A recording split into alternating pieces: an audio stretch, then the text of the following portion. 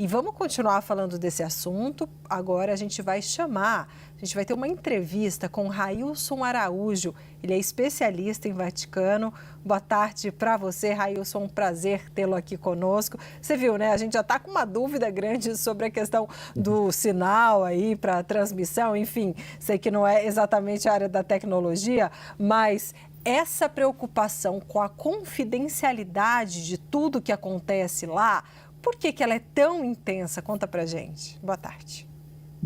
Boa tarde, Débora. Boa tarde, Yuri. E para todos que nos acompanham na CNN Brasil. Olha, a igreja, para citar aqui, São João 23, foi papa ali entre 59 até 1963. Ele chama a igreja de mãe e mestra. E às vezes ele falava dessa igreja como mãe, também como uma senhora que caminha de passos lentos. Um outro teólogo muito renomado, que é o Karl Rahner, contemporâneo de Bento XVI, na época o cardeal Ratzinger também falava dessa dimensão. Então a igreja é marcada por esses símbolos, por esses gestos, toda essa dimensão ritual. Então eu sei que a gente vive cada vez mais imersos no mundo tecnológico, mas a igreja segue de maneira analógica, e também por conta desse zelo que ela tem, né? O conclave é marcado por essa dimensão. Eu falava mais cedo que a gente entende essa dimensão de que é uma eleição, e a gente pensa no nosso sistema democrático e vigente em tantos países, mas o conclave também é uma dimensão ritual, é uma oração. Então os cardeais, eles adentram na capela recitando a oração, invocando o Espírito Santo, o Veni Creator, e o desejo é que não haja nenhuma interferência externa, para que eles possam ser cada vez mais sensíveis ao Espírito Santo e possam tomar uma decisão inspirada pelo Espírito. Mas é claro, e eu lembrava isso aqui mais cedo, não podemos esquecer, a gente fala isso na teologia, o princípio da encarnação. Então Deus usa do intelecto humano, então é claro que eles são sensíveis à oração, ao Espírito, mas também manifestam ali esse desejo de acordo com a visão deles de mundo, a visão deles de igreja. Então a ideia é que não tenham contato com o mundo, mas claro, tem ali o desejo humano, mas sempre buscando essa sensibilidade ao Espírito.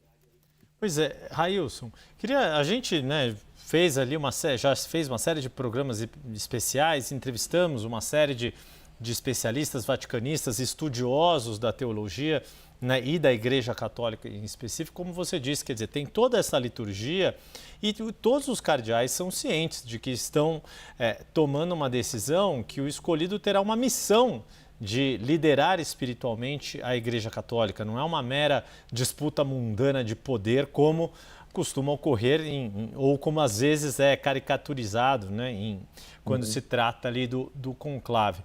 Mas queria te ouvir um pouco do perfil, já que estamos falando que todos os cardeais eleitores estão presentes, qual que é o peso deste perfil de cardeais que vão participar desta escolha no atual contexto do mundo, porque a igreja também está inserida, como você disse, num mundo com uma série de tecnologias que não havia quando os conclaves tiveram início, uma igreja transformada pela própria pandemia, assim como todas as outras organizações e convívios sociais.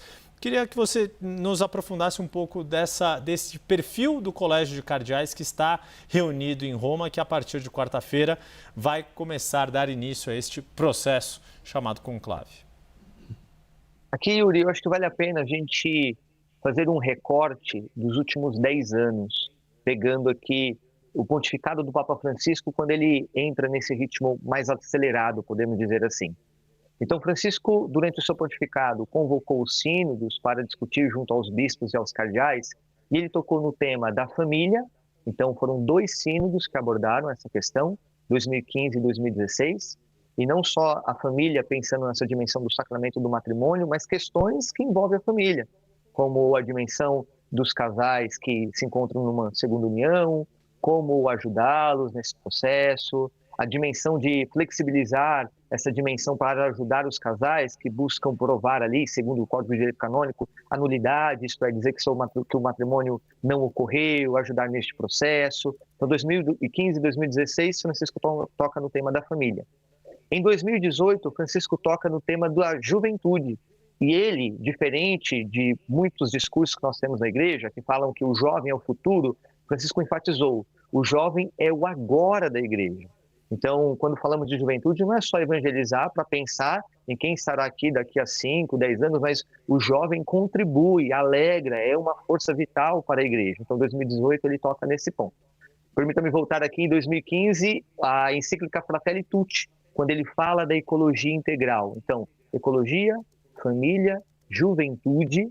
E aí, 2019, o Sínodo para a Amazônia, a questão da presença da igreja em algumas regiões que sofrem com essa dimensão, ou por conta da ausência do sacerdote, não tem a presença religiosa, e como continuar essa dimensão da inculturação presente diante de uma cultura diferente daquela a qual a igreja talvez esteja habituada, o Sínodo para a Amazônia, e por fim o Sínodo sobre a sinodalidade, que tratou sobre questões de envolver não só aqueles que têm um ministério, que exercem cargos na igreja, mas como envolver o batizado, o catequista, como ele pode se envolver cada vez mais na tomada de decisão dentro da comunidade religiosa.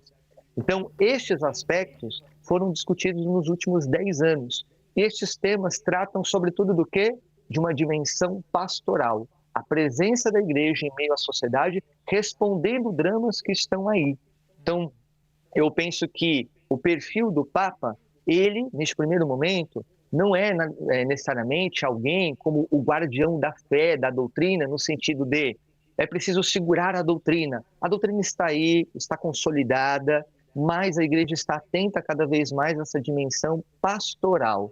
O drama que enfrenta os fiéis que batem à sua porta ou aqueles que ainda não adentraram a porta das igrejas, mas que, de alguma forma ou de outra, são sensíveis à dimensão religiosa e, por conta disso, consideram como relevante a mensagem do Evangelho. Então, como levar, como traduzir a mensagem evangélica para aqueles que estão da porta para fora? Por isso que Francisco várias vezes repetia essa dimensão. Uma igreja de portas abertas, uma igreja em saída, uma igreja missionária, não só enquanto Papa, quando ele visitou o Brasil em 2007, por conta da Conferência Episcopal do CELAM, ele também lembrou essa dimensão de uma igreja em saída, de uma igreja missionária. Então, penso que muitos dos cardeais, principalmente estes que têm mais de 10 anos no Colégio Cardinalício, eles estão muito familiarizados com essas temáticas, estão muito sensíveis a essa dimensão pastoral.